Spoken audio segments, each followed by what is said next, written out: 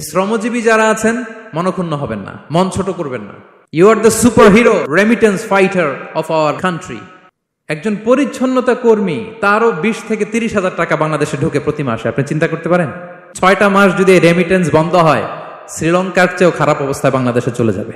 এটা আল্লাহর পক্ষ থেকে একটা স্পেশাল রাহমা, মার্সি এন্ড ব্লেসিংস, যে আমাদের রিজিকের তাগিদায় সারা বিশ্বে যে কাজ করতে হয়, আমরা কাজ করি আর দেশে টাকা পাঠাই, আর সচল থাকে আমার দেশের অর্থনীতির চাকা। আলহামদুলিল্লাহ পড়েন।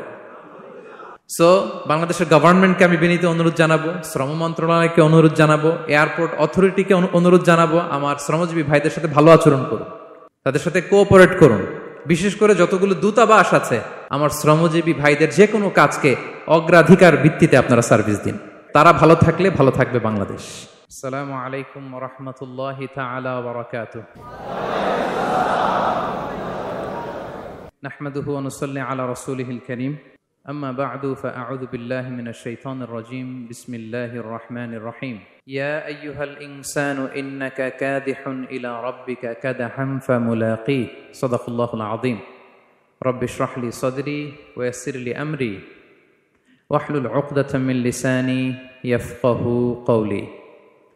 বাংলাদেশ ইয়ুথ কমিউনিটি মালয়েশিয়া কর্তৃক আয়োজিত আন্তর্জাতিক শ্রমিক দিবস 2024 উপলক্ষে মালয়েশিয়ার রাজধানী কুয়ালালামপুরের ডাউন টাউনে অবস্থিত উইসমা এমসিএ এর গ্র্যান্ড বলরুমে ইসলামে শ্রমিকের অধিকার শীর্ষক আলোচনা সভায় আপনারা যারা উপস্থিত হয়েছেন, আপনাদের সবাইকে জানাচ্ছি আন্তরিক শুভেচ্ছা এবং অভিনন্দন।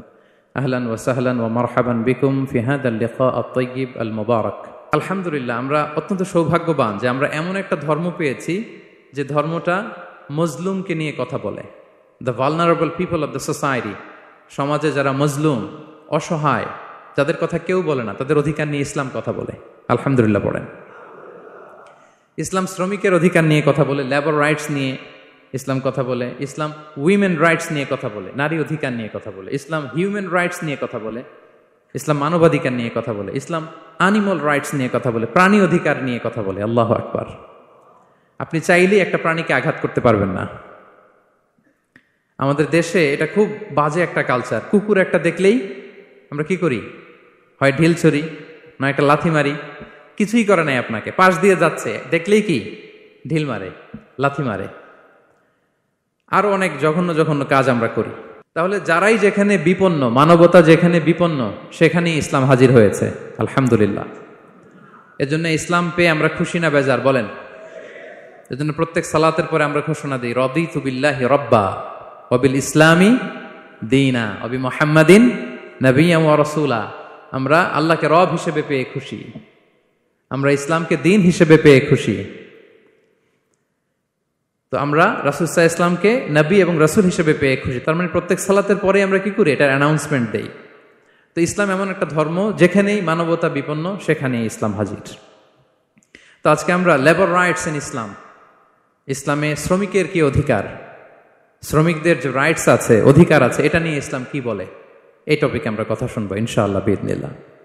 সম্মানিত শুধু আমি শুরুতেই কালামুল্লাহ মাজিদের একটি আয়াত তেলাওয়াত করেছি, সূরাতুল ইনশিকাকের 6 নম্বর আয়াত, যেখানে আল্লাহ তাআলা ইরশাদ করছেন, ইয়া আইয়ুহাল ইনসানু ইন্নাকা কাদিহুন ইলা রাব্বিকা কাদহান ফামুলাকি। অর্থাৎ হে মানুষ, তুমি তোমার রবের কাছে পৌঁছা পর্যন্ত কঠোর পরিশ্রম করতে হবে, অতঃপর তুমি তার সাক্ষাৎ লাভ করবে। আমাদের আলটিমেট গোল হচ্ছে আমরা আল্লাহর কাছে ফিরে যাব, ঠিক কিনা বলেন? কেউ মারা গেলে আমরা কি বলি? ইন্না লিল্লাহি ওয়া ইন্না ইলাইহি রাজিউন। আমরা আল্লাহর জন্য এবং আল্লাহর দিকেই আমরা ফিরে যাব। তো আল্লাহ বলেন, ইন্নাকা কাদিহুন ইলা রাব্বিকা কাদহান ফামুলাকি। হে মানুষ, তুমি তোমার রবের কাছে পৌঁছা পর্যন্ত কঠোর পরিশ্রম করতে হবে, তারপরে তুমি তোমার রবের সাক্ষাৎ পাবে। তার মানে দুনিয়াটা হচ্ছে পরিশ্রমের জায়গা। প্রিয় ভাইরা, এখানে পরিশ্রম না করলে সফলতার দেখা মিলে না। বাঁচতে হলে, সারভাইভ করতে হলে, টিকে থাকতে হলে আপনাকে পরিশ্রম করতে হবে। এই পৃথিবীতে কেউ কাউকে জায়গা করে দেয় না, এখানে জায়গা করে নিতে হয়, ঠিক কিনা বলেন? আপনি যদি পরিশ্রম করেন, পরিশ্রমে যে ঘাম ঝরে শরীর থেকে, পরিশ্রমের ঘামে জন্ম নেয় সফলতার বীজ। আপনি যখন হাড় ভাঙ্গা পরিশ্রম করবেন, এই পরিশ্রমে যে লোনা পানি বেরোবে, যে ঘাম বেরোবে, এই ঘামেই জন্ম নেয় সফলতার বীজ। এবং সফলতার কোনো শর্টকাট হয় না প্রিয় ভাইরা। অনেকে অল্পতে সফল হতে চায়, শর্টকাট খুঁজে, আছে না নাই? না, সফলতার জন্য আপনাকে লং কাটে যেতে হবে। ওখানে কোনো লিফট থাকে না, সিঁড়ি বেয়ে উঠতে হয়। অনেকে চায় যে সফলতার লিফটে উঠবো, সুইচ চাপবো, সাকসেসফুল ইন লাইফ। না, এত সহজ না, আপনাকে সিঁড়ি বেয়ে উঠতে হবে। তাহলে পরিশ্রমের কোনো বিকল্প নেই। এই দুনিয়াটা হচ্ছে পরিশ্রমের জায়গা, সংগ্রামের জায়গা। আপনি সফল হতে হলে আপনাকে পরিশ্রম করতে হবে, করতেই হবে। আর পরিশ্রমে কোনো লজ্জা নেই। আমি বিভিন্ন আমার আলোচনায় বলি, কাজে লজ্জা নেই। কিসে লজ্জা নেই? আওয়াজ করে বলুন সবাই। কাজে লজ্জা নেই। লজ্জা হচ্ছে অলসতায়, লজ্জা হচ্ছে হাত পাতায়, লজ্জা হচ্ছে অকর্মণ্যতায়। কাজে লজ্জা আছে? লজ্জা কিসে বলেন সবাই? লজ্জা হচ্ছে অলসতায়, অকর্মণ্যতায়। যারা কাজ না করে ফুটানি মারে, ওইটাতে লজ্জা। অনেকে আছে ফুটানি মারে, আছে না নাই? কাজ করে না, শো অফ, ফুটানি। এই ফুটানিতে লজ্জা, কিন্তু পরিশ্রমে কোনো লজ্জা নেই। এজন্য আল্লাহ তাআলা বললেন, ইয়া আইয়ুহাল ইনসান ইন্নাকা কাদিহুন ইলা রাব্বিকা কাদহান ফামুলাকি। হে মানুষ, তোমার রবের কাছে পৌঁছা পর্যন্ত তোমাকে পরিশ্রম করতে হবে, হাড় ভাঙা পরিশ্রম করে আমার কাছে আসতে হবে, তবেই সফলতা মিলবে। অন্য আয়াতে আল্লাহ তাআলা বলছেন, লাকাদ খালাকনাল ইনসানা ফি কাবাদ। নিশ্চয়ই মানুষকে আমি কষ্ট এবং পরিশ্রম নির্ভর করে তৈরি করেছি। এই পৃথিবীতে টিকে থাকতে হলে তাকে পরিশ্রম করতে হয়, কষ্ট করতে হয়। এবং দুনিয়ার এই সাইকেলটা যদি দেখেন, দিন এবং রাতের যে সাইকেল, রাতকে আল্লাহ বানিয়েছেন ঘুমের জন্য, রেস্ট নেওয়ার জন্য, বিশ্রামের জন্য। আর দিনকে আল্লাহ বানিয়েছেন কর্মচঞ্চল করে, কাজের জন্য। দিনের মধ্যে কর্মস্পৃহা আছে। আল্লাহ তাআলা সূরা নাবাতে বলছেন, ওয়াজআলনান নাহারা মাআশা। আমি দিনকে বানিয়েছি কর্মচঞ্চল। দিনে আপনি কাজ করবেন, হাড় ভাঙা পরিশ্রম করবেন, তবেই সফলতা ধরা দিবে। ঠিক কিনা বলেন? তাহলে প্রথমে আমরা জানলাম এই পৃথিবীতে পরিশ্রম করতেই হবে, পরিশ্রমের কোনো বিকল্প নেই। সফল হতে চাইলে কি করতে হবে? আওয়াজ করে বলবেন, কি করতে হবে? এবং ইসলাম এই পরিশ্রমকে উৎসাহিত করে। পরিশ্রমের মাধ্যমে যে ইনকাম, এটাকে উৎসাহিত করে। বিষ্ণু ঈসা ইসলাম বলেন, মা আকালা আহাদুন তাআমান কাত্তু খায়রান আইয়াকুলা মিন আমালি ইয়াদাই। মানুষ পরিশ্রম করে, তার দুই হাত দিয়ে উপার্জন করে যে জীবিকা নির্বাহ করে, এর চেয়ে শ্রেষ্ঠ জীবিকা পৃথিবীতে আর নেই। আল্লাহু আকবার। আপনারা যারা কষ্ট করে ঘাম ঝরিয়ে উপার্জন করেন, এই পৃথিবীতে এর চেয়ে শ্রেষ্ঠ উপার্জন আর হতে পারে? পরিশ্রম করে ঘাম ঝরিয়ে আপনি যে রিজিক এর বন্দোবস্ত আপনার হয়, এই খাবারের চেয়ে শ্রেষ্ঠ খাবার পৃথিবীতে হতে পারে? এরপর বিষ্ণু সাল্লাল্লাহু আলাইহি ওয়াসাল্লাম বললেন, ওয়া ইন্না নাবিয়াল্লাহি দাউদ আলাইহিস সালাম কানা ইয়াকুলু মিন আমালি ইয়াদিহি। আল্লাহর নবী দাউদ আলাইহিস সালাম তিনি নিজ হাতের উপার্জন থেকে খেতেন। সুবহানাল্লাহি বিহামদিহি। তিনি আর্মর বানাতেন, যুদ্ধাস্ত্র। তিনি বর্ম বানাতেন, নিজ হাতে বর্ম বানিয়ে, যুদ্ধাস্ত্র বানিয়ে বিক্রি করে সেটা দিয়ে জীবিকা নির্বাহ করতেন। আল্লাহু আকবার। তাহলে পরিশ্রমের কোনো বিকল্প নেই। শ্রমের মাধ্যমে যে উপার্জন, এটা শ্রেষ্ঠ উপার্জন। তাই শ্রমজীবী যারা আছেন, মনক্ষুণ্ণ হবেন না, মন ছোট করবেন না। You are the superhero, you are the superhero, you are the remittance fighter of our country. এর জন্য রাস্তা দিয়ে যখন হাঁটবেন, বুক ফুলিয়ে হাঁটবেন, আর বস্তা ভরে টাকা নিয়ে দেশে ফিরবেন। ঠিক কিনা বলেন? বুক ফুলিয়ে হাঁটতে হবে। এজন্য আমি আমার প্রিয় মাতৃভূমি বাংলাদেশের গভর্নমেন্টকে অনুরোধ করব, আমাদের শ্রমজীবী ভাইদের যাতে সুবিধা হয়, এই ব্যবস্থা আপনাদের করতে হবে। বিনীত অনুরোধ রাখবো। শ্রম মন্ত্রণালয়ে যারা দায়িত্বে আছেন, স্পেশালি তাদেরকে রিকোয়েস্ট করব, আমাদের শ্রমজীবী ভাইদের যেন কোনো কষ্ট না হয়, কারণ তাদের পাঠানো রেমিটেন্সে সচল থাকে আমার দেশের অর্থনীতির চাকা। তারা ভালো থাকলে ভালো থাকবে বাংলাদেশ। Very simple. ঠিক কিনা বলেন? আমার যে ভাইটা পরিচ্ছন্নতা কর্মী, রাস্তা ক্লিন করে, এয়ারপোর্টে ওয়াশরুম ক্লিন করে, একজন পরিচ্ছন্নতা কর্মী, তারও 20 থেকে 30 হাজার টাকা বাংলাদেশে ঢোকে প্রতি মাসে। আপনি চিন্তা করতে পারেন?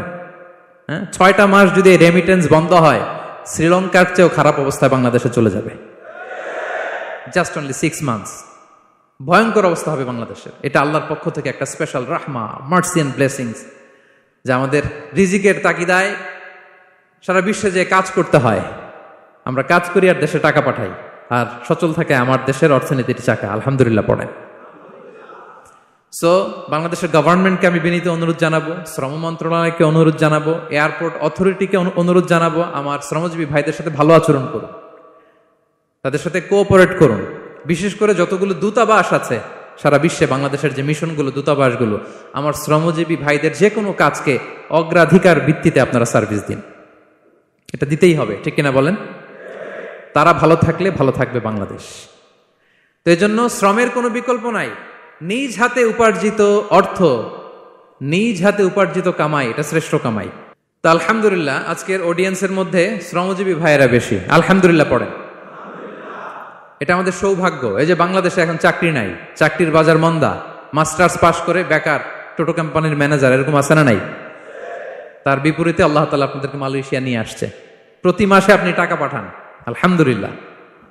আপনি বাংলাদেশের যে উন্নয়ন, বাংলাদেশের যে ডেভেলপমেন্ট, এই যে স্মার্ট বাংলাদেশ বলে বলে মন্ত্রীরা মুখে ফেনা তুলে ফেলে, এটার গর্বিত অংশীদার আপনি, ঠিক কিনা বলেন? আপনি গর্বিত অংশীদার। You are the contributor, you are the real contributor. আপনার অবদানে বাংলাদেশ আজকে সচল, আলহামদুলিল্লাহ। সো মন ছোট করার কোনো সুযোগ নেই। নিজ হাতে উপার্জিত কামাই, এটা পৃথিবীর শ্রেষ্ঠ কামাই, আলহামদুলিল্লাহ। পরিশ্রমের মাধ্যমে যে উপার্জন, এটাকে ইসলাম আমাদেরকে উৎসাহিত করে। শুধু নামাজ, রোজা, জিকির এগুলো নিয়ে ইসলাম আমাদেরকে পড়ে থাকতে বলেনি। কোরআনিক অর্ডার হচ্ছে আপনার নামাজ শেষ, আপনি বেরিয়ে পড়বেন, কাজে বেরিয়ে যাবেন। ফাইদা কুদিয়াতিস সালাতু ফান্তাশিরু ফিল আরদি ওয়াবতাগু মিন ফাদলিল্লাহ। বিধানটা কার বলুন? আওয়াজ করে বলুন, বিধানটা কার? এটা কোরআনিক ভার্ডিক্ট, কোরআনের বিধান। নামাজ শেষ, গোল হয়ে বসে জিকির করতে বলা নাই আল্লাহ। আল্লাহ বলেছে ফান্তাশিরু ফিল আরদ ওয়াবতাগু মিন ফাদলিল্লাহ, জমিনে ছড়িয়ে পড়ো, আল্লাহর রিজিক তালাশ করো। নামাজ শেষ, বেরিয়ে যাবেন। কৃষক চলে যাবে মাঠে, শ্রমজীবী চলে যাবে ফ্যাক্টরিতে, শিক্ষকরা চলে যাবে তাদের শিক্ষা প্রতিষ্ঠানে, কর্পোরেট ওয়ার্ল্ডের লোকেরা চলে যাবে তাদের প্রতিষ্ঠানে। ডেভেলপমেন্ট করতে হবে, সিভিলাইজেশন করতে হবে। নামাজের পরে গোল হয়ে বসে থাকা চলবে না। কি ব্যালেন্স দেখেছেন ইসলাম? আজান হয়েছে তো মসজিদে আসো, নামাজ শেষ বেরিয়ে পড়ো, আলহামদুলিল্লাহ। কি ভারসাম্যপূর্ণ ইসলাম। ফাইদা কুদিয়াতিস সালাতু ফান্তাশিরু ফিল আরদ, যখন সালাত শেষ জমিনে ছড়িয়ে পড়ো, আল্লাহ রিজিক অন্বেষণ করো। তাহলে শুধু নামাজ রোজার মধ্যে ইসলাম নয়, আপনাকে কর্মঠ হইতে হবে, পরিশ্রম করতে হবে, হাড় ভাঙা পরিশ্রম। বিশ্বনবী সাল্লাল্লাহু আলাইহি ওয়াসাল্লাম অত্যন্ত পরিশ্রমী ছিলেন। He started his first career as a shepherd. সুবহানাল্লাহ। ওনার প্রথম ক্যারিয়ার উনি রাখাল হিসেবে শুরু করেছেন।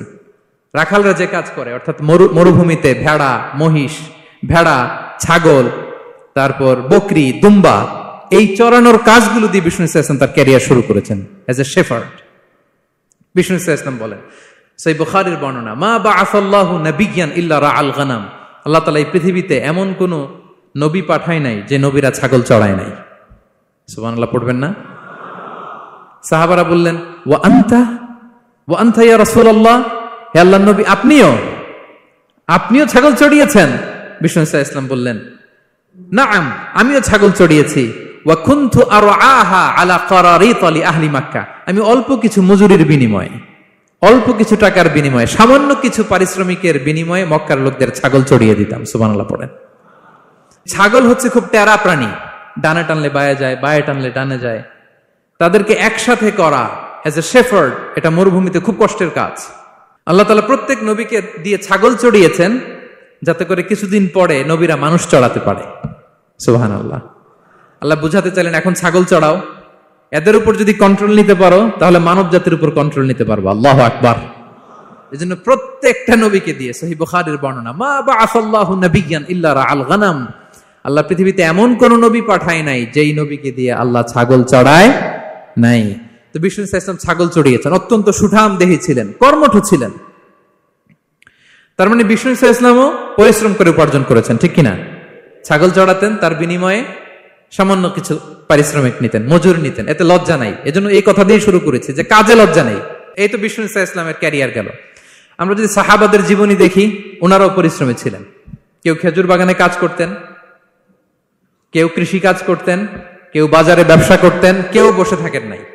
হাড় ভাঙ্গা পরিশ্রম করেছেন প্রত্যেকটা সাহাবা। তারা আমাদের মডেল, তারা আমাদের সুপার হিরো, তারা আমাদের আইকন, ঠিক কিনা? নবীরা আমাদের মডেল, সাহাবারা আমাদের মডেল। বিষ্ণু সাল্লাল্লাহু আলাইহি ওয়াসাল্লাম কর্মঠ ছিলেন, ওনার সাহাবারা অত্যন্ত কর্মঠ ছিল, কেউ বসে থাকতেন না। পরিশ্রম করতেন, হাড় ভাঙ্গা পরিশ্রম করতেন, উপার্জন করতেন। তারা আমাদের জন্য প্রেরণার বাতিঘর। অনেক সাহাবাদের বায়োগ্রাফি থেকে আপনাদেরকে ঘটনা শেয়ার করা যাবে। আমি একজন সাহাবার জীবনী শোনাবো আপনাদেরকে। আব্দুর রহমান ইবনে আউফ রাদিয়াল্লাহু তাআলা আনহু।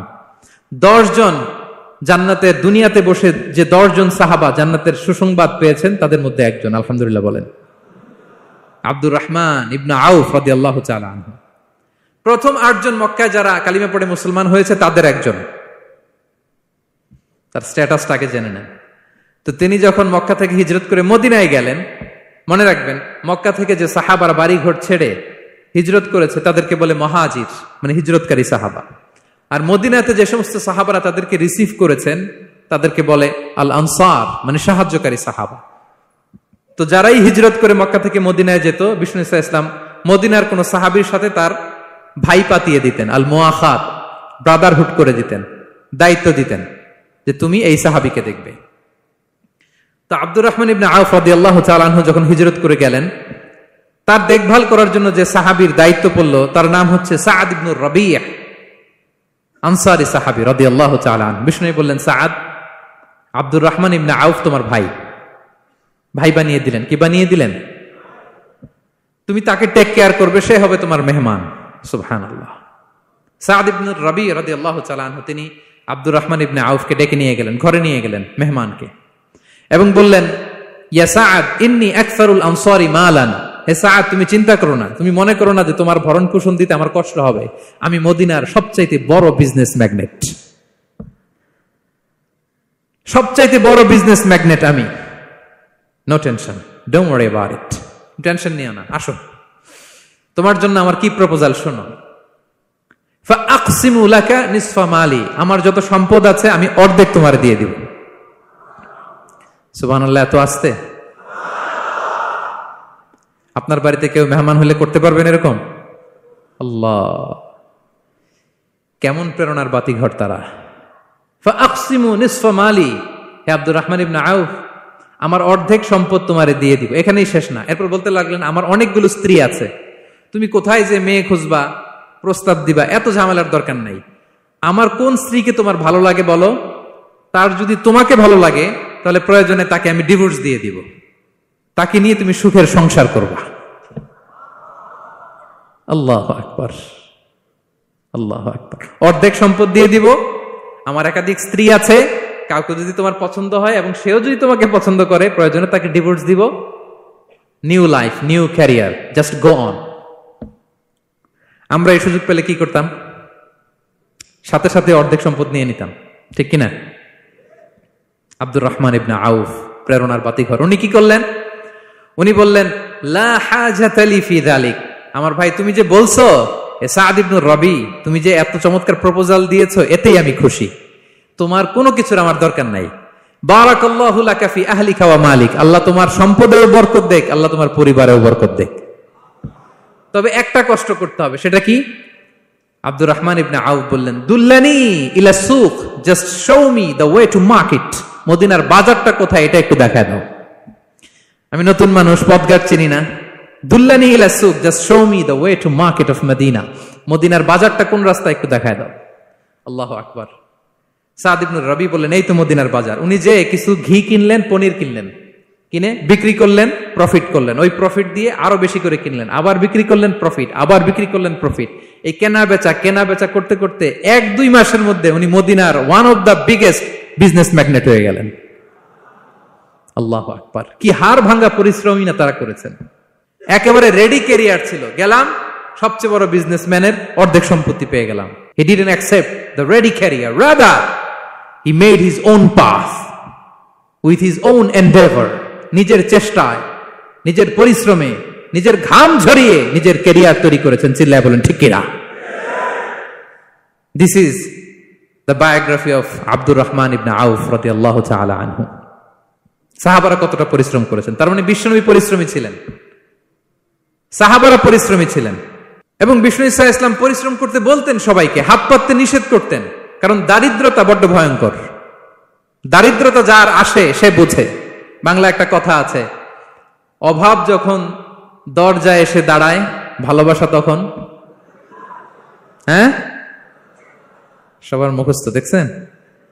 অভাব যখন দরজায় এসে দাঁড়ায়, ভালোবাসা তখন জানলা দিয়ে পালায়। দারিদ্রতা ঈমান কেড়ে নেয়। আপনি পার্বত্য চট্টগ্রামের অবস্থা জানেন? আমাদের বাংলাদেশের পাহাড়ি এলাকার অবস্থা জানেন? ওখানে আমাদের গরিব মুসলিম ভাইদেরকে সামান্য কিছু টাকা পয়সা দিয়ে ওদেরকে খ্রিস্টান বানিয়ে ফেলতেছে মিশনারি গুলো। এই খবর তো আমরা রাখি না। দারিদ্রতা বড্ড ভয়ঙ্কর। এজন্য বিষ্ণু ইসলাম দারিদ্রতা থেকে আল্লাহর কাছে পানাহ চাইতেন। তিনি বলতেন, আল্লাহুম্মা ইন্নী আউযু বিকা মিনাল ফাকরি ওয়াল কিল্লাতি ওয়াদ-দিল্লা। ও আল্লাহ, I seek refuge with you from poverty, from insufficiency and humiliation. ও আল্লাহ, আমি তোমার কাছে দারিদ্রতা থেকে পানাহ চাই। ও আল্লাহ, আমি তোমার কাছে স্বল্পতা থেকে পানাহ চাই। ও আল্লাহ, আমি তোমার কাছে লাঞ্ছনা থেকে পানাহ চাই। পড়েন আমিন। এই দোয়াটা বেশি বেশি পড়বেন। আল্লাহুম্মা ইন্নী আউযু বিকা মিনাল ফাকরি ওয়াল কিল্লাতি ওয়াদ-দিল্লা। হে আল্লাহ, আমি দারিদ্রতা থেকে পানাহ চাই। আল্লাহ, স্বল্পতা থেকে পানাহ চাই। আল্লাহ, লাঞ্ছনা থেকে পানাহ চাই। সবাই পড়ুন আমিন। বিষ্ণু ইসলাম যে দোয়াগুলো শিখিয়েছেন এগুলো হচ্ছে very precise in wording but comprehensive in meaning. শব্দে খুব ছোট, কিন্তু অর্থ মানুষের হৃদয়ে এটার আবেদন অনেক ব্যাপক, অনেক বেশি। আপনি সারাদিন মিলিয়েও দোয়ার মধ্যে এত সুন্দর প্রার্থনা বাক্য তৈরি করতে পারবেন না। কিন্তু বিষ্ণু ইসলাম এক বাক্যে যেটা চেয়েছেন গোটা দুনিয়াটা এর ভেতরে ঢুকে গিয়েছে। আল্লাহুম্মা ইন্নী আউযু বিকা মিনাল ফাকরি ওয়াল কিল্লাতি ওয়াদ-দিল্লা। আল্লাহ, দারিদ্রতা থেকে পানাহ চাই। বিষ্ণু ইসলাম নিজে স্বয়ং দারিদ্রতা থেকে পানাহ চাইতেন। তাহলে দারিদ্রতার সাথে আমাদের কোনো সম্পর্ক? আমরা পরিশ্রম করব, আমরা কাজ করে খাবো, কাজে কোনো লজ্জা নেই। লজ্জা অলসতায়, চিল্লায় বলেন ঠিক কিনা?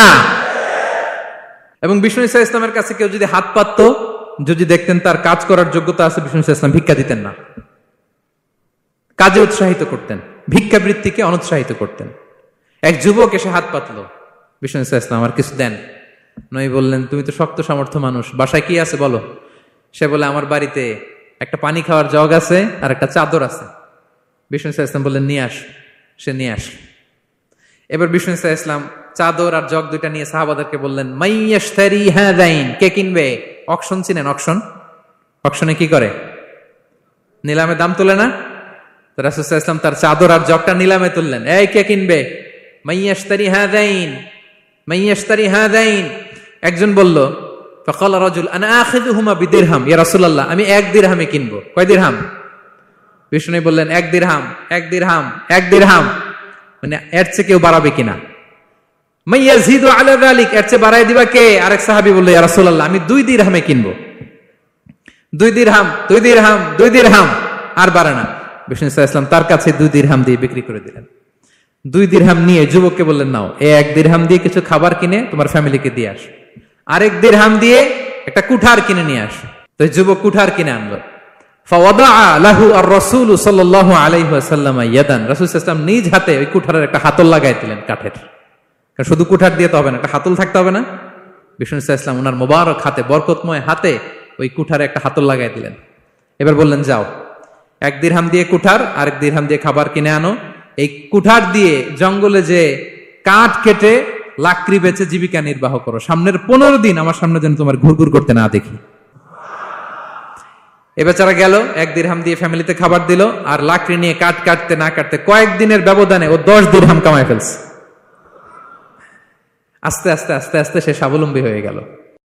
এরপর একবার বিষ্ণু ইসলামের কাছে আসছে। বিষ্ণু ইসলাম তারে বলে, মানুষের কাছে হাত পাতার চেয়ে, দুয়ারে দুয়ারে ভিক্ষা করার চেয়ে তোমার মতো এরকম কাঠ কেটে, জঙ্গলে কাঠ কেটে বাজারে বিক্রি করা অনেক ভালো। আল্লাহু আকবার। এই হচ্ছে বিষ্ণু ইসলামের ক্যারেক্টারিস্টিক্স। তিনি ভিক্ষাবৃত্তিকে অনুৎসাহিত করতেন। এই যে গল্পটা, what is the moral of the story? কি শিখলাম? 1 নম্বর যেটা শিখলাম, তিনি কাজ করে খেতে উৎসাহিত করেছেন। চাইলেই বিষ্ণু ইসলাম ওই 2টা জিনিস বিক্রি করে 2 দিরহাম দিয়ে বলতে পারতেন, যাও 2 দিরহাম দিয়ে খাবার কিনো। ওই বেলা খেয়ে রাতের বেলা আরেক দুয়ারে যায় ভিক্ষা করতো। ঠিক কিনা বলেন? কথা বুঝতেছেন? 2 দিরহাম দিয়ে যদি খাবার কিনতো, তো দুপুরে খেয়ে রাতে কি করতো? আবার হাত পাততো। সেটা করে নাই। কাজ করে খেতে উৎসাহিত করেছেন এবং স্থায়ী সমাধান করে দিয়েছেন। কারণ কাজ কাজই, কাজে কোনো ছোট বড় নাই। আছে? কাজে কোনো ছোট বড় আছে না।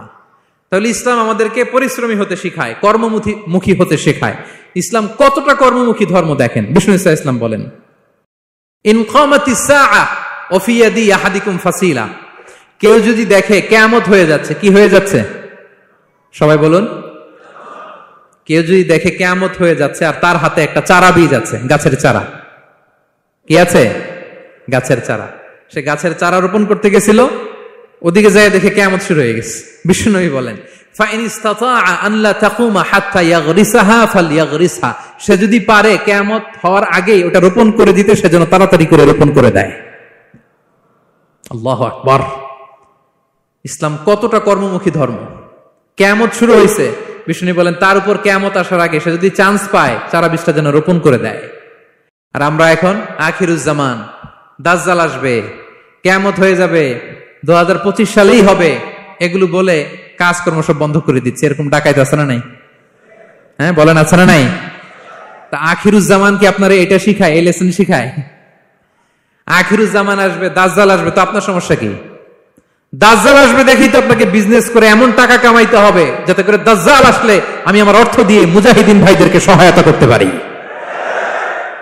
দাজ্জাল আসবে তো আপনার প্রবলেম কি? আপনার বডি বিল্ডিং করতে হবে, আপনার ফ্যামিলিকে তারবিয়া দিতে হবে, আপনার সোসাইটিকে সমৃদ্ধ করতে হবে, আপনাকে সভ্যতার কারিগর হইতে হবে। আপনার সব কাজ আপনি আরো বাড়াই দিবেন দাজ্জালের প্রশ্ন আসলে।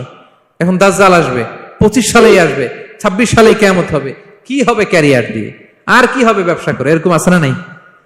এরকম করা যাবে? বিশ্বনবী কি বললেন? কিয়ামত হইতেছে, তুমি দেখতেছো চাক্ষুষ বিলা আয়ান, দেখতেছো কিয়ামত হইতেছে, আর তুমি গাছ লাগাইতে গেছিলা। যদি সুযোগ হয় কিয়ামত হওয়ার আগে আগে কি করো? গাছ লাগাও। সুবহানাল্লাহ পড়বেন না? প্রিয় ভাইয়েরা, আমরা যেন পরিশ্রমী হই, আমরা যেন কর্মঠ হই, আমরা যেন অলস না হই। বিষ্ণু ইসলাম অলসতা থেকে আল্লাহর কাছে পানাহ চাইতেন। আল্লাহ আমাদেরকে বোঝার তৌফিক দান করুক, আমরা পড়ি আমিন। আল্লাহ নবী সাল্লাল্লাহু আলাইহি ওয়াসাল্লাম শুধু পরিশ্রম করতে বলেছেন এমন নয়, তিনি পরিশ্রমীদেরকে পছন্দ করতেন। এক সাহাবীর সাথে তিনি মুসাফা করলেন, দেখলেন হাতটা বড্ড খসখসে, তিনি শ্রমিক, শ্রমজীবী সাহাবী। এটা যখন তিনি শুনতে পেলেন, তিনি পরম মমতায় আলতো করে ওই সাহাবীর, শ্রমিক সাহাবীর হাতে তিনি চুমু খেলেন। আল্লাহু আকবার। এবং ওনার আন্ডারে যারা কাজ করত তাদের সাথে বিষ্ণু ইসলামের যে আচরণ, ওনার যে শ্রমিক, ওনার যে খাদেম, তাদের সাথে বিষ্ণু ইসলামের যে ডিলিং, শুনলে আপনি অবাক হয়ে যাবেন, অবাক হয়ে যাবেন। আপনি কারো ব্যাপারে যদি রিয়েল ইনফরমেশন চান, আপনি কয়েকটা জায়গায় নক করতে হবে। এক নাম্বার, ধরেন যে একজন বড় সাহেব, তার আসল তথ্য যদি চান তার বউকে জিজ্ঞেস করেন। কারা জিজ্ঞেস করবেন? ওয়াইফকে জিজ্ঞেস করবেন, স্ত্রীকে, আসল তথ্য পাবেন। 2 নাম্বার, তার বাড়ির দারোয়ানকে জিজ্ঞেস করবেন। কাকে? 3 নাম্বার, তার ঘরের কাজের বুয়া, সব জানে উনি, ওই কাজের বুয়া থেকে রিপোর্ট নেবেন, ঘরে যে কাজ করে।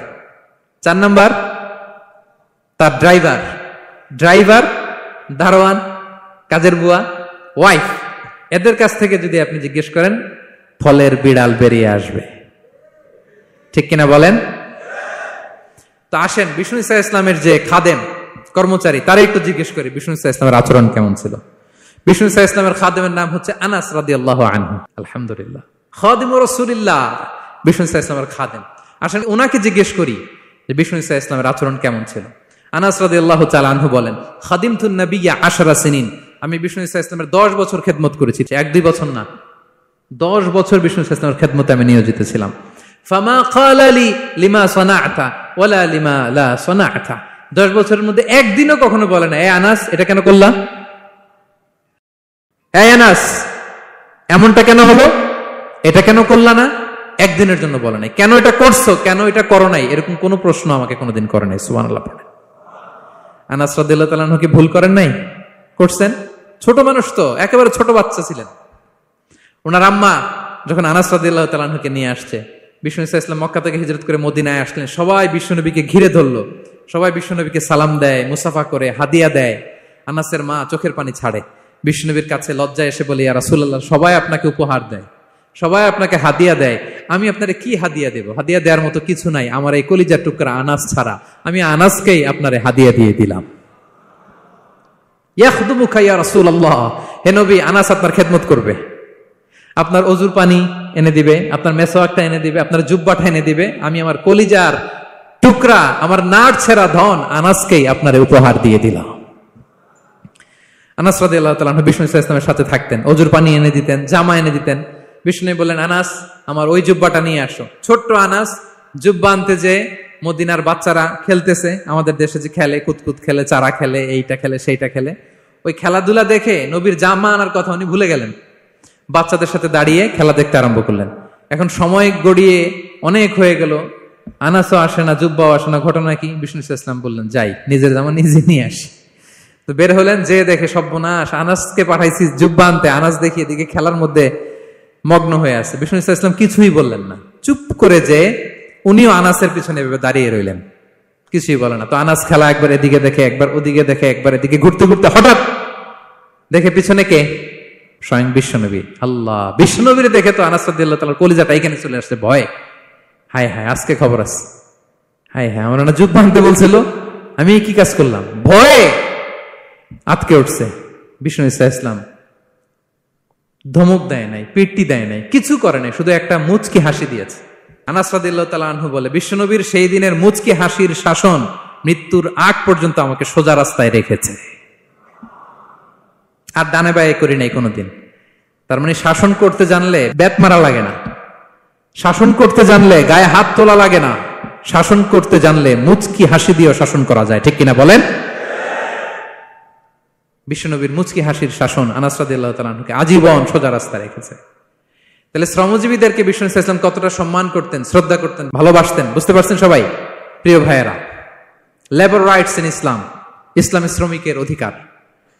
শ্রমিকদেরকে ইসলাম কমপক্ষে 7টা অধিকার দিয়েছে। কয়টা? 1 নাম্বার, ইসলাম একজন শ্রমিককে প্রথম যে অধিকারটা দিয়েছে সেটা হচ্ছে কাজ শেষে, শ্রম শেষে তার পারিশ্রমিকের অধিকার, মজুরি পাওয়ার অধিকার, কাজ শেষে বেতন পাওয়ার অধিকার। কাজ করেছেন তো আপনি বেতন পাবেন, এটা আপনার অধিকার। বেতন বা পারিশ্রমিক এটা একটা কর্মজীবীর অধিকার। আপনার কোম্পানির মালিক যে আপনার বেতন দেয়, এটা কি দয়া করে? করুণা? তো এটা যদি করুণা হয়, সে যে আপনার কাজ করে দেয়, এটাও তো করুণা, এটা তো আর বড় করুণা, কি বলেন? আপনি যে স্যালারি পে করেন, এটা যদি করুণা হয়, সে যে পরিশ্রম করে, সে তো আর বড় করুণা করে আপনারে, তার কারণে তো আপনার কোম্পানি টিকে আছে, ঠিক কিনা বলেন? তাহলে এটা করুণা নয়, এটা শ্রমিকের অধিকার। এবং বিশ্বনবী সাল্লাল্লাহু আলাইহি ওয়াসাল্লামের সেই ঐতিহাসিক বাণী, তিনি বলেছেন, আতুল আজীরা আজরাহু ক্বাবলা আন ইয়াজিফা আরাকু, ঘাম শুকিয়ে যাওয়ার আগে শ্রমিককে তার পারিশ্রমিক বুঝিয়ে দাও। সুবহানাল্লাহ, বিশ্বনবীর ঐতিহাসিক বাণী। এখন জাতিসংঘ আমাদেরকে শিখায় যে শ্রমিকের মজুরি দিতে হবে, অন টাইমে দিতে হবে, স্যালারি দিতে হবে, এই করতে হবে, সেই করতে হবে। মানবাধিকারের কর্মীরা আমাদেরকে শিখায়, তারা শিখানোর 1500 বছর আগে বিশ্বনবী সাল্লাল্লাহু আলাইহি ওয়াসাল্লামের ঐতিহাসিক বাণী, তিনি বলেছেন, আতুল আজীরা আজরাহু ক্বাবলা আন ইয়াজিফা আরাকু, শ্রমিকের ঘাম শুকাবার আগে তার মজুরি পেমেন্ট করে দাও। সুবহানাল্লাহ বিহামদি। ঘাম শুকিয়ে যাওয়ার আগে, মানে অন টাইম, দ্রুততম সময়ে শ্রমিককে তার মজুরি দিয়ে দাও, তার বেতন দিয়ে দাও। যারা শ্রমিককে তার পারিশ্রমিক অন টাইমে দেয় না, স্যালারি অন টাইমে পে করে না, টালবাহানা করে, গরিমসি করে, তাদের ব্যাপারে বিষ্ণু সাল্লাল্লাহু আলাইহি ওয়াসাল্লাম কি বলেন? বিষ্ণু বলেন, 3 শ্রেণীর ব্যক্তি, সালাসাতুন আনা খাসমুহুম ইয়াউমাল কিয়ামা, 3 শ্রেণীর ব্যক্তির বিরুদ্ধে আমি বিশ্বনবী কিয়ামতের দিন আল্লাহর কাঠগড়ায় মামলা দায়ের করব। আমি বিশ্বনবী 3 শ্রেণীর ব্যক্তির বিরুদ্ধে আমি বিশ্বনবী আল্লাহর সুপ্রিম কোর্টের কাঠগড়ায় মামলা দায়ের করব। এর মধ্যে 1 শ্রেণীর ব্যক্তি হচ্ছে রাজুলুন ইস্তাআজারা আজীরান ফাস্তাওফা মিনহু ওয়া লাম ইউতিহি আজরা, কোন ব্যক্তি যে শ্রমিক নিয়োগ দেওয়ার পরে তার কাছ থেকে কাজ বুঝে নিয়েছে কিন্তু তাকে তার প্রাপ্য বুঝিয়ে দেয়নি। এরকম ডাকাত আমাদের সমাজে আছে না নাই? কাজ ঠিকই বুঝে নিছে কিন্তু তার প্রাপ্যটা বুঝিয়ে দেয়। বিশ্বনবী বলেন, তার বিরুদ্ধে আমি মামলা দায়ের করব। প্রিয় ভাইরা, বুঝে থাকলে উত্তর দেন। বিশ্বনবী যার বিরুদ্ধে মামলা দায়ের করবে তার জান্নাত তো একেবারে ডাইরেক্ট, তাই না? হ্যাঁ, সুন্দর বলছে একজন, তার কোনো জামিন নাই, ঠিক কিনা বলেন? বিশ্বনবী যার বিরুদ্ধে মামলা দায়ের করেছে তার জান্নাতে যাওয়া তো দূর কি বাত, সে জান্নাতের ঘ্রাণও তার নাকে ঢুকবে না, চিল্লায় বলেন ঠিক কিনা? এই জন্য খবরদার, শ্রমিককে তার শ্রম নেয়ার পরে তার পারিশ্রমিক দিয়ে দেন, তার ঘাম শুকিয়ে যাওয়ার আগে, মানে অন টাইম।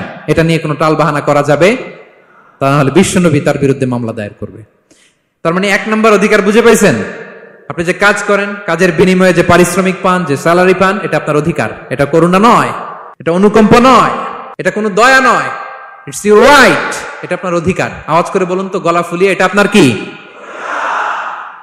2 নাম্বার, একটা শ্রমিককে ইসলাম যে অধিকার দেয় সেটা হচ্ছে চুক্তি মাফিক সকল সুযোগ সুবিধা প্রাপ্তির অধিকার।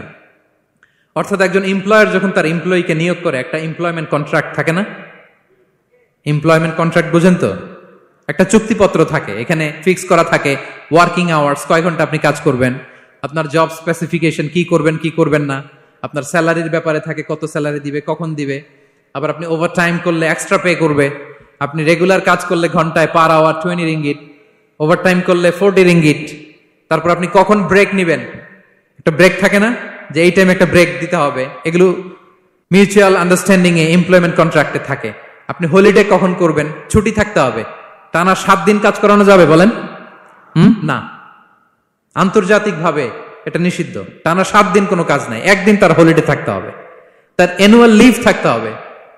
Right to rest and leisure, বিশ্রামের একটা সময় লাগবে। এই যে 1 মে আন্তর্জাতিক শ্রমিক দিবস, এটা শুরু হয়েছে কিভাবে? ইউনাইটেড স্টেটস অফ আমেরিকার শিকাগোতে 1986 সালে এই কাজের বিরুদ্ধেই তারা আন্দোলন করেছিল। টানা 7 দিন তাদেরকে দিয়ে গাদার মতো খাটুনি খাটাতো, দাসের মতো তাদের সাথে আচরণ করা হতো। তারা আন্দোলন শুরু করেছিল, 8 জনকে গুলি করে নিহত করা হয়েছিল। সেখান থেকে এই মে দিবস। কিন্তু বিষ্ণু ঈসা ইসলাম 1500 বছর আগে এই শ্রমিকদের অধিকারের ব্যাপারে সোচ্চার ছিলেন। আলহামদুলিল্লাহ বলেন। তাহলে right to rest and leisure, UDHR, universal declaration for human rights, এগুলো সব নির্ধারিত আছে। তার মানে একজন শ্রমিকের 2 নম্বর অধিকার হচ্ছে চুক্তি অনুযায়ী সকল সুযোগ সুবিধা প্রাপ্তির অধিকার। আপনার চুক্তি করছেন, আপনি এটা এটা দিবেন, কিন্তু কাজের পরে আপনি ফ্যাসিলিটি দিচ্ছেন না, এটা করা যাবে বলেন? করা যাবে? আল্লাহর কোরআন কি বলছে শুনুন। আল্লাহর কোরআন বলে, ইয়া আইয়ুহাল্লাযীনা আমানু আউফু বিল উকুদ, O you who believe fulfil your contract, ও বিশ্বাসীরা তোমরা তোমাদের চুক্তি পূর্ণ করো। ও আউফু বিল আহদি ইন্নাল আহদা কানা মাসউলা, তোমরা যে কমিটমেন্ট করেছো, যে কন্ট্রাক্ট করেছো, এই চুক্তি তোমরা পূর্ণ করো। তা না হলে কিয়ামতের কঠিন ময়দানে এই চুক্তির ব্যাপারে, কন্ট্রাক্টের ব্যাপারে, এই এগ্রিমেন্টের ব্যাপারে আপনারা জিজ্ঞেস করবে কে? তাহলে যা চুক্তি করেছেন সুযোগ সুবিধা, তাই আপনাকে দিতে হবে। মালিক ভাইয়েরা মনে থাকবে তো নাকি? এগ্রিমেন্টে যা যা বলেছেন, যা যা লিখে সিগনেচার করেছেন, তাই আপনাকে দিতে হবে। আদেশটা কার? সবাই বলুন। আপনি মন চাইলে হায়ার করবেন, আর পরের দিন ফায়ার করবেন, এরকম করা যাবে? হ্যাঁ, চাইলে হায়ার ফায়ার, মন যা চায় তা করবেন, এটা করা চলবে না। তাহলে 2টা অধিকার গেল। 3 নম্বর, একজন শ্রমিককে ইসলাম যে অধিকার দিয়েছে সেটা হচ্ছে সুন্দর আচরণ পাবার অধিকার। তিনি আপনার ফ্যাক্টরির ওয়ার্কার, আপনার স্টাফ, এজন্য যা মনে চায় তা আচরণ করবেন, দাসের মতো আচরণ করবেন। এটা করা যাবে? আওয়াজ করে বলেন, করা যাবে? বিষ্ণু ঈসা ইসলাম ইন্তেকালের আগে পুরা উম্মাহকে 2টা বিষয় ওসিয়ত করেছেন। আওয়াজ করে বলুন তো কয়টা? 1 নম্বর হচ্ছে নামাজ। 1 নম্বর কি? আসসালাত। আসসালাত, রুহু বের হওয়ার আগে, ইন্তেকালের আগে বিষ্ণু বলেন আসসালাত, আসসালাত, নামাজ, নামাজ। উম্মতেরা নামাজের ব্যাপারে সতর্ক হও। 2 নম্বর তিনি বলেছেন ওয়ামা মালাকাত আইমানুকুম, তোমাদের অধীনস্থ যারা আছে তাদের ব্যাপারে সচেষ্ট হও, তাদের প্রতি সদয় হও, তাদের সাথে খারাপ আচরণ করো না। এটা কখন বলছেন? জুমার খুতবার সময়, সাহাবীদের সাথে গল্প করার সময়, বিবিদের সাথে আলোচনার সময়। কখন? Just right before his death. এখনই রুহু বেরোবে, ইন্তেকালের আগে তিনি বলেছেন উম্মতেরা আসসালাত, নামাজ, উম্মতেরা ওমা মালাকাত আইমানুকুম, তোমাদের কর্মচারীদের সাথে খারাপ আচরণ করো না। তাহলে 3 নম্বর হচ্ছে শ্রমিকদের সুন্দর আচরণ পাবার অধিকার, তাদের সাথে খারাপ আচরণ করা যাবে না। বিষ্ণু ঈসা ইসলাম শ্রমিকদের রাইটস, অধিকারের ব্যাপারে এতটা সোচ্চার ছিলেন, বিদায় হজের মতো, বিদায় হজের যে বাণী, যে ভাষণ, এই ঐতিহাসিক ভাষণেও বাদ যায়নি শ্রমজীবীদের কথা। সুবহানাল্লাহ পড়েন। বিদায় হজের ভাষণে বিষ্ণু বলেছেন আরিকাকুম, আরিকাকুম আতইমুহুম মিম্মা তাকুলুন ওয়াকসুহুম মিম্মা তালবাসুন। খবরদার ও আমার উম্মতেরা, এই ভাষণের পরে আর বড় কোনো ভাষণ আমার পক্ষ থেকে তোমরা পাবে না। তোমাদের কর্মজীবী, তোমাদের শ্রমিক, তোমাদের ওয়ার্কার, তোমাদের স্টাফদের ব্যাপারে সাবধান থাকো। তোমরা যা খাবে তাদেরও তা খাওয়াবে, তোমরা যা পড়বে তাদেরও তা পড়তে দিবে, তাদের প্রতি তোমরা সদয় হবে। বিদায় হজের বাণী তো বিষ্ণু ঈসা ইসলাম আপনাদের কথা ভুলে নাই। আলহামদুলিল্লাহ পড়েন। কি রহমতের নবী ছিলেন, কি মায়ার নবী ছিলেন। শ্রমজীবীদেরকে বিষ্ণু ঈসা ইসলাম এতটা ভালোবাসতেন। তাহলে 3 নম্বর যে অধিকার ইসলাম একজন শ্রমিককে দেয় সেটা হচ্ছে সুন্দর আচরণ পাবার অধিকার। দেখবেন যে মালিক বা যে এমপ্লয়ার ভালো আচরণ করে, সব শ্রমিককে তাকে ভালোবাসে, তার জন্য দোয়া করে। আপনি মালিক হয়ে অসুস্থ, দেখবেন আপনার ওয়ার্কার গুলো জায়নামাজ বিছিয়ে সেজদায় পরে আপনার জন্য কাঁদে। এরকম আছে না নাই? মালিক হলে তো এরকম মালিক হইতে হবে, এমপ্লয়ার হলে তো এরকম হওয়া চাই, ঠিক কিনা বলেন? তাহলে আমরা শ্রমজীবীদের সাথে ভালো আচরণ করব, পারা যাবে তো ইনশাআল্লাহ? ইনশাআল্লাহ। 4 নাম্বার, কর্মক্ষেত্রে নিরাপত্তার অধিকার। শ্রমজীবী ভাইদের যে ওয়ার্ক প্লেস আছে সেখানে তাদের নিরাপত্তা থাকতে হবে, সেফটি মেজারমেন্ট থাকতে হবে।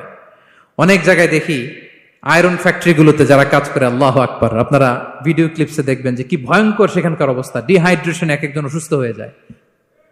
সেখানে তাদের পর্যাপ্ত পানির ব্যবস্থা নাই, এটা নাই সেটা নাই। এমন এমন ফ্যাক্টরিতে আমাদের অনেক ভাইরা কাজ করে, কেমিক্যাল ফ্যাক্টরি, মাস্কও নাই। এরকম ডাকাইতে আছে না নাই?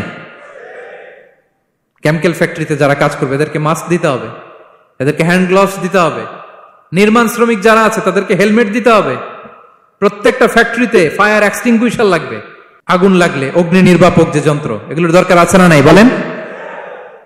গাদার মতো ঢোকার জায়গা নাই, বেরোয়ার জায়গা নাই, সেফ এন্ট্রি নাই, সেফ এক্সিট নাই। হাজার হাজার মানুষ কাজ করে, আগুন লাগলে সব পুড়ে ছাই। এরকম হয় না? প্রিয় ভাইরা বলেন, আওয়াজ করে বলেন, হয় না এরকম? অহরহ আমরা দেখি বাংলাদেশ। অগ্নি নির্বাপক যন্ত্র নাই, না, এটা করা যাবে না। আগুন লাগলে কিভাবে আপনি আগুন নেভাবেন, কিভাবে তাদের সেফটি সিকিউরিটি এনশিওর করবেন, এগুলো সব আগে থেকে নির্ধারণ থাকতে হবে। তাহলে 4 নাম্বার হচ্ছে নিরাপত্তা অ্যাজ এ এমপ্লয়ার, এটা আপনাকে এনশিওর করতে হবে। 5 নাম্বারে সাধ্যের বাইরে কোনো কাজে বাধ্য না করার অধিকার। সাধ্যের বাইরে কিছু আপনি তার উপর চাপিয়ে দিতে পারবেন, এমন হেভি ওয়ার্কলোড দিতে পারবেন না যেটা তার শরীরে কুলায় না। এরকম ডাকাইতেছে যে পারে না, তারপরে তার উপর কাজ চাপিয়ে দেয়, আছে না নাই বলেন? বলেন। ওয়ার্কারের স্বাস্থ্যহানি হয়, অঙ্গহানি হয়, এবং এমন ছোট ছোট বাচ্চাদের দিয়ে কাজ করায়, শিশু শ্রম, এটা তো আইনত দণ্ডনীয় অপরাধ। এটা করা যাবে না। এগ্রিমেন্টে, চুক্তিতে আপনি যা করাবেন, যেভাবে করাবেন, যা চান সার্ভিস, ওইটাই করাইতে হবে। এবং আল্লাহর বিধান এটা, লা ইউকাল্লিফুল্লাহু নাফসান ইল্লা উসআহা। আল্লাহ সাধ্যের বাইরে বান্দার উপরও কোনো কিছু চাপিয়ে দেয় না। এটা samely applicable to the worker. বিষ্ণু ইসলাম বলেন, ওয়ালা ইউকাল্লাফু মিনাল আমালি ইল্লা মা ইউতিক। সাধ্যের বাইরে কোন ওয়ার্কারকে অতিরিক্ত কোনো কাজ চাপিয়ে দেয়া যাবে না। ফাইন কাল্লাফাহু, যদি তাকে সাধ্যের বাইরে কোনো কাজ চাপিয়ে দিতে হয়, মা ইয়াগলিবুহু, যেটা তার জন্য কষ্ট হয়ে যায়, ফাল ইউইনহু আলাই, এই কাজে তাকে সাহায্য করতে হবে। মালিক হয়ে আপনার হাত লাগাতে হবে, অথবা এক্সট্রা ম্যান পাওয়ার নিতে হবে, ওয়ার্ক ফোর্স নিতে হবে। সুবহানাল্লাহ পড়েন। বিশ্বনবী মনে হচ্ছে যেন বর্তমান যে এই যে হাজার হাজার ফ্যাক্টরি, এই কলকারখানা, এই ওয়ার্কারদের দুর্দশাগুলো দেখে দেখে পয়েন্টে পয়েন্টে ধরে ধরে কথা বলেছেন। আল্লাহু আকবার। যদি সাধ্যের বাইরে কিছু চাপিয়ে দিতে হয় তাহলে তাকে সহায়তা করতে হবে। তাহলে 5 নাম্বার শ্রমিকের অধিকার হচ্ছে সাধ্যের বাইরে কোনো কাজে বাধ্য না করার অধিকার। আপনি বাধ্য করতে পারবেন না। কটা গেল? 5টা। মাশাআল্লাহ, খুব মনোযোগী শ্রোতা। 6 নম্বরে শ্রমিকের উপর আল্লাহ যা যা ফরজ করেছেন তা আদায়ের অধিকার দিতে হবে আপনাকে। সালাতের সময় হলে তাকে নামাজ পড়তে দিতে হবে। নন মুসলিম হলে এটা ভিন্ন ইস্যু। তখন আপনি চেষ্টা করবেন একটা মুসলিম কোম্পানিতে যাওয়ার, মুসলিম মালিকের আন্ডারে যাওয়ার, অথবা তাদেরকে সবাই মিলে অ্যাপ্লিকেশন করে বুঝাবেন যে সামান্য ফরজ নামাজটুকু পড়ার অনুমতি, পারমিশন আমরা চাই। কিন্তু কোন মুসলিম এমপ্লয়ার নামাজের জন্য বাধা দিতে পারবে না। রমজান মাসে রোজা রাখা শ্রমিকের জন্য ফরজ না, অনুমতি দিতে হবে। নারী কর্মীদেরকে, যারা নারী কর্মী আছে তাদেরকে পর্দার অনুমতি দিতে হবে, হিজাবের অনুমতি দিতে হবে। মালিক তো দূরের কথা, আমাদের বাংলাদেশে অনেক বিশ্ববিদ্যালয়ের শিক্ষকরাই অনুমতি দেয় না। এরকম ডাকাত শিক্ষক আছে না নাই? এরকম জালেম বাংলাদেশে আছে না নাই? ঢাকা বিশ্ববিদ্যালয় চিন্তা করা যায়, মুসলিমদের টাকা দিয়ে যে বিশ্ববিদ্যালয়, ওখানে আমার বোনেরা পর্দা করে যেতে পারে না, আমার মুসলিম বোনেরা হিজাব পড়তে পারে না, নেকাব পড়তে পারে না। এই অধিকার কি শিক্ষককে দেওয়া হয়েছে? কথা বলেন না, never. You never can do that. একটা রেগুলার ড্রেস কোড থাকবে, এটা সবাই মানবে। এটার উপরে দিয়ে সে চাদর পরবে না ওড়না পরবে না হিজাব পরবে না ব্লেজার পরবে, এটা নিয়ে নাক গলানোর ক্ষমতা কোনো শিক্ষকের নাই। চিল্লায় বলেন ঠিক কিনা?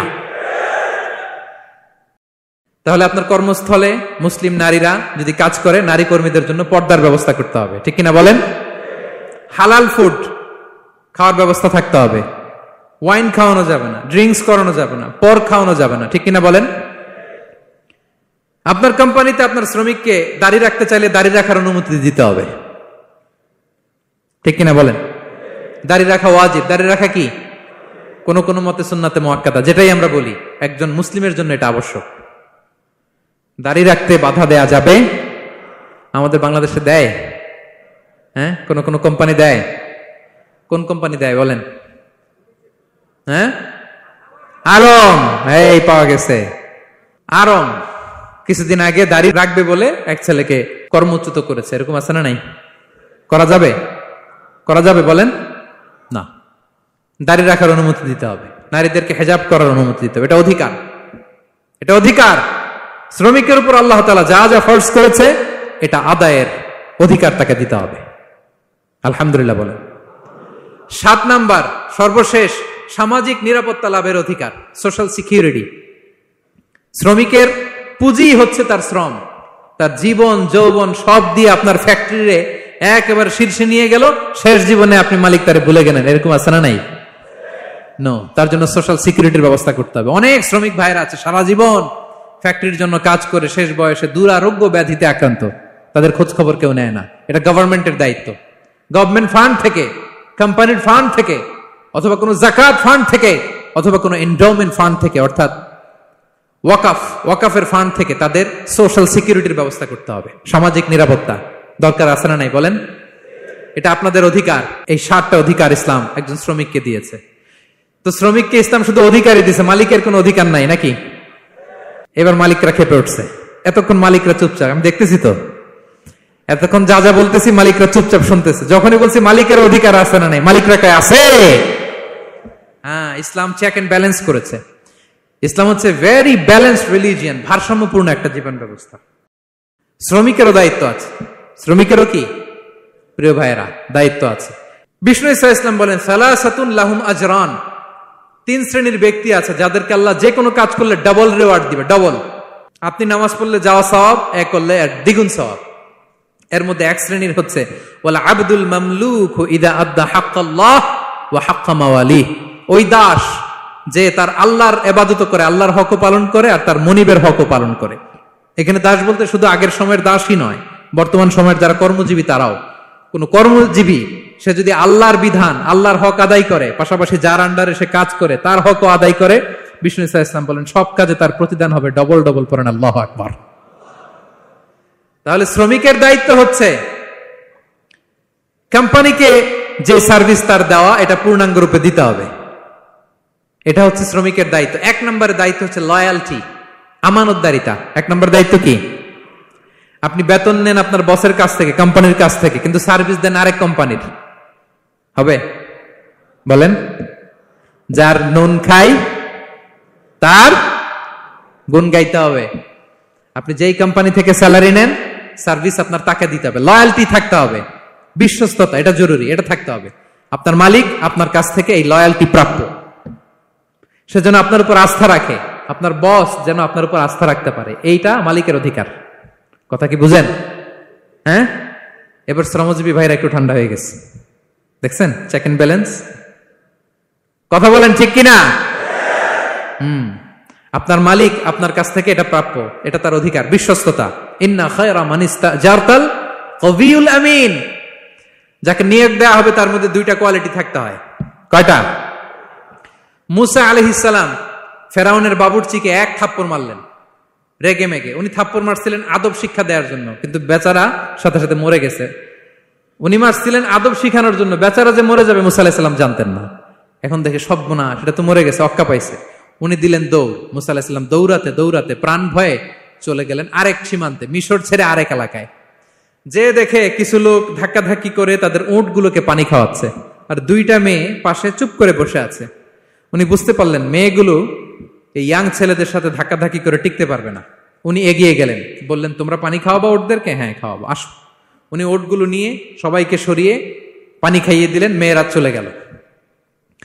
এবার বাবার কাছে যেয়ে বলল, বাবা এমন এক ছেলের সন্ধান পাইছি, ছেলেটা খুব ভালো, আমাদের চেহারার দিকে তাকায় না, মাটির দিকে তাকিয়ে কথা বলে।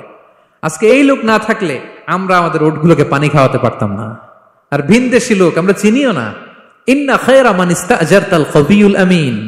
বাবা কাজ করেন, আমাদের তো রাখাল লাগবে, আমাদের দেখভাল করার জন্য তো একজন সুপারভাইজার দরকার, এই ছেলেকে আপনি কাজে রেখে দেন। সুবহানাল্লাহ পড়বেন না? হ্যাঁ। বাবা বলল যাও নিয়ে আস। মেয়ে দুজন যে বললো আব্বার কাছে চলেন, আব্বা আপনার কথা বলবে, আপনার সাথে আলাপ করবে। মুসা আলাইহিস সালাম বললেন ঠিক আছে, তোমরা পেছনে পেছনে যাও, আমি তোমাদের আগে আগে যাই, তোমরা আমাকে বলবা যে ডানে না বায়ে না সামনে। সুবহানাল্লাহ পড়বেন না? কি চরিত্র, কি চরিত্র ছিল যাদের, যাতে করে তাদের দিকে তাকানো না লাগে, মুসা আলাইহিস সালামের নজর যেন তাদের দিকে না পড়ে। মুসা আলাইহিস সালাম বললেন আমি আগে যাই, তোমরা পিছন থেকে বলো ডানে না বায়ে, কোন গলি, কোথায় যাব। আল্লাহু আকবার। তো যাওয়ার পরে মুসা আলাইহিস সালামের সততা, এই বিশ্বস্ততা আর স্ট্রেংথ, শক্তি দেখে ওনাকে কাজে রেখে দিলেন মেয়ে দুটার বাবা। সুবহানাল্লাহ বলেন। আর বললেন এত বছর কাজ করবা, পারিশ্রমিক হচ্ছে কাজ যখন শেষ আমার এক মেয়েরে তোমার কাছে বিয়ে দিয়ে দিব। আল্লাহু আকবার। ওনারও থাকার জায়গা নাই, আশ্রয়ের কোনো বন্দোবস্ত নাই, আল্লাহ ব্যবস্থা করে দিলেন। আলহামদুলিল্লাহ পড়েন। তাহলে বিশ্বস্ত হইতে হবে। বিশ্বস্ত যেই, তার রুজির ব্যবস্থা করে দেয় কে? এই যে মুসা আলাইহিস সালাম ফেরাউনের বাবুর্চিতে থাপ্পড় মেরে চলে গেলেন, পরিচিত কেউ নাই, রিজিকের বন্দোবস্ত নাই, কিন্তু বিশ্বস্ততার কারণে আল্লাহ তাআলা রিজিকের ব্যবস্থা করে দিলেন। তাহলে এক নাম্বার মালিকের অধিকার হচ্ছে লয়ালটি, শ্রমিকদের বিশ্বস্ত হইতে হবে। আপনার পক্ষ থেকে বিশ্বস্ততা, এটা মালিকের প্রাপ্য। কথা বুঝতে পেরেছেন প্রিয় ভাইয়েরা আমার? দুই নাম্বার চুক্তি অনুযায়ী শ্রম দেওয়া, এটা একজন শ্রমিকের দায়িত্ব। আপনার দায়িত্ব হচ্ছে 8 ঘন্টা কাজ করবেন, আপনি 6 ঘন্টা করেন আর 2 ঘন্টা এটা নিয়ে ইউটিউব, টিকটক, আচ্ছা হ্যাঁ, এটা করা যাবে? 8 ঘন্টার যদি চুক্তি হয় আর আপনি যদি প্রতিদিন 6 ঘন্টা কাজ করেন, আপনি যে পারিশ্রমিক পাবেন এটা হালাল হবে? বলেন বলেন, আওয়াজ করে সবাই বলুন না, হালাল হবে না। আপনার চুক্তি অনুযায়ী আপনাকে শ্রম দিতে হবে, এবং এই চুক্তি অনুযায়ী শ্রম পাওয়াটা একজন মালিকের অধিকার। একজন মালিকের 3 নম্বর অধিকার হচ্ছে to work in a best manner possible. আপনার সাধ্যের সবটুকু উজাড় করে দিয়ে কোম্পানির জন্য কাজ করতে হবে। কোন কাজ করলে সর্বোচ্চ ওয়েতে করতে হবে, সবচেয়ে বেস্ট ম্যানারে করতে হবে। অনেকে আছে ধরি তো ধরি না, করি তো করি না, এরকম আছে না? নাই না, ইসলাম এটা বলে না। বিষ্ণু ইসলাম বলেন ইন্নাল্লাহা ইউহিব্বু ইযা আমিলা আহাদুকুম আমালান আইয়ুতকিনা।